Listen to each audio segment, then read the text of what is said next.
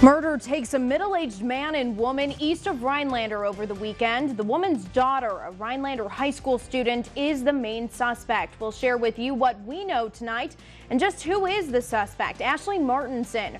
Her online blog reveals thought after thought of blood, death, torture, and killing. A closer look at the case and the suspect with full team coverage tonight on Newswatch 12 at 5. Your local news and weather from where you live. Newswatch 12 at 5 starts now.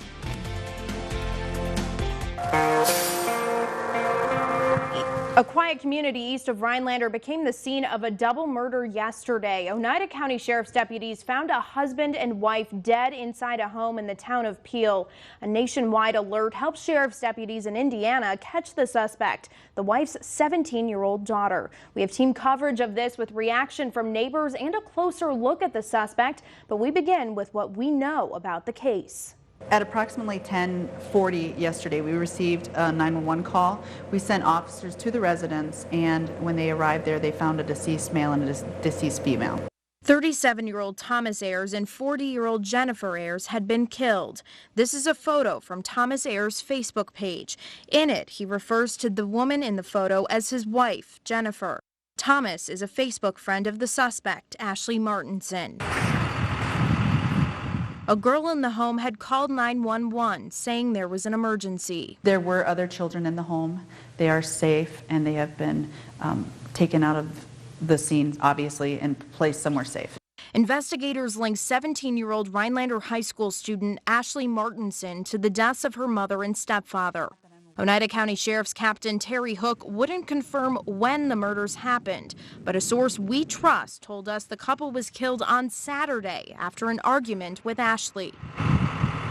Oneida County deputies put out a nationwide alert to law enforcement to help arrest Martinson, who they consider a suspect. As we were getting information, we were making contact with agencies as farther and further south.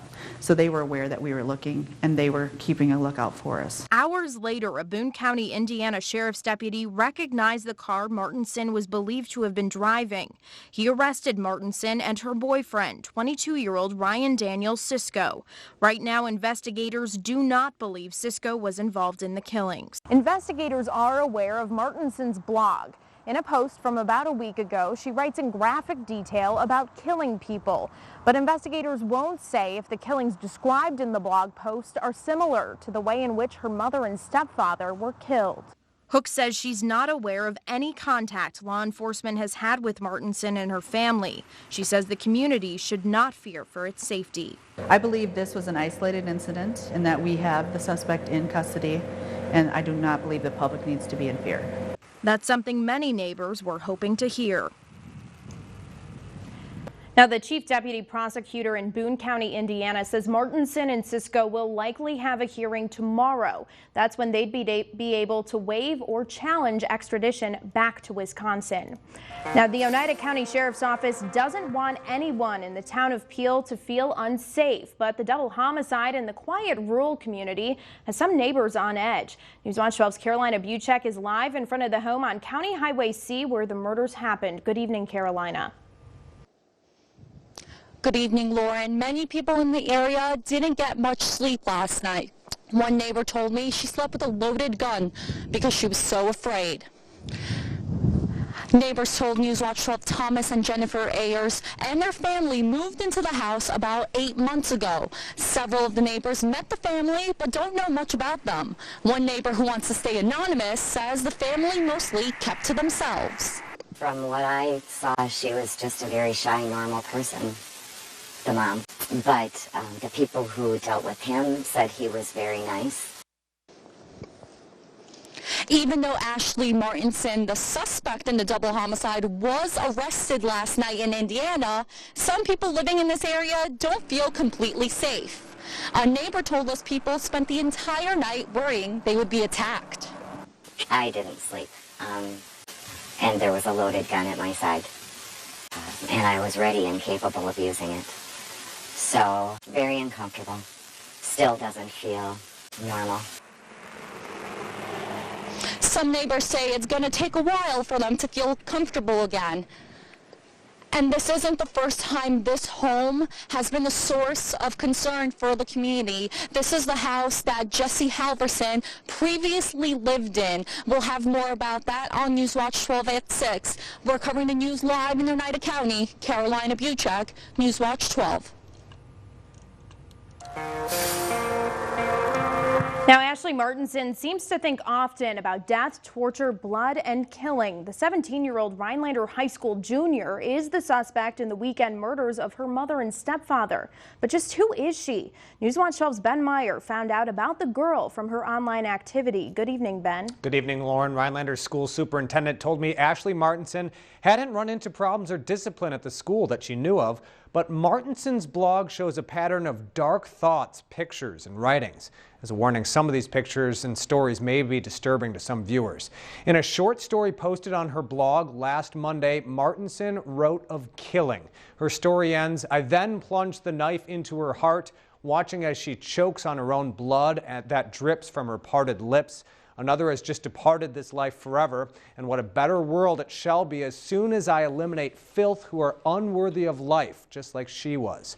Martinson also drew unsettling pictures like these. Dozens of them are displayed on her blog. One drawing depicts Slender Man, a fictional character who's depicted as abducting and traumatizing children. Two 12-year-olds are accused of stabbing another 12-year-old last year in Waukesha County to please the Slender Man character. In her blog, after describing what Slender Man does to children, Martinson tells readers, "Have fun sleeping tonight." The artwork was posted almost a year before the Waukesha stabbing, and at 6 tonight, we'll look even more closely at some of Martinson's stories and blog posts. The community in Oneida County turned to a candlelight vigil tonight to grieve the loss of a husband and wife. Dozens gathered at the Oneida County Courthouse for the vigil. Information and details surrounding the double homicide are still developing, and we don't know the full picture. However, the message at the vigil tonight was clear. We are here tonight not only to honor the homicide victims, but the loss of a family. Speakers told the crowd they might never know exactly why something like this happened, but community leaders hope they can come together to help everyone impacted by the tragedy. Newswatch 12's Lauren Stevenson spoke with some of Martinson's friends. She was happy. You know, it was her birthday. She was having a good day, last I knew. Sierra Clark celebrated the 17th birthday of her friend Ashlee Martinson with her during the school lunch period on Friday, March 6th. Sometime the following day, investigators believe Martinson killed her mother and stepfather. I was astonished, like, how could this possibly happen? I didn't think it was her. To this day, I still think that she's done it. Clark and Chambry Town got to know Martinson when she moved to Rhinelander last year. She started eating lunch with us, and her and I clicked right away. Town considers Martinson one of her best friends. She describes Martinson as outgoing, friendly, and someone who liked to joke. She was the type of friend where, like, if she was upset, she wouldn't tell anybody about it because she wanted to make sure everyone else had the smile on their face. And if they didn't, she wanted to be the one to give them the smile. But Ashlee Martinson's blog was a striking contrast. It spoke of torture, death, and horror. She wrote her feelings out, like, in kind of the wrong way, but, you know, I think of Stephen King when I read hers, which she's one of my favorite authors. Once you got to know her, she's a great person. She was always happy and smiling and never really down. But Saturday evening, March 7th, Martinson sounded different on the phone. Investigators say she killed her mom and stepdad sometime Saturday. She sounded just really upset, but she told me something happened in her family and she had to go away for a week, you know, but she promised she would be back and then everything would be okay. And, you know, it didn't. Nobody ever would have saw this coming.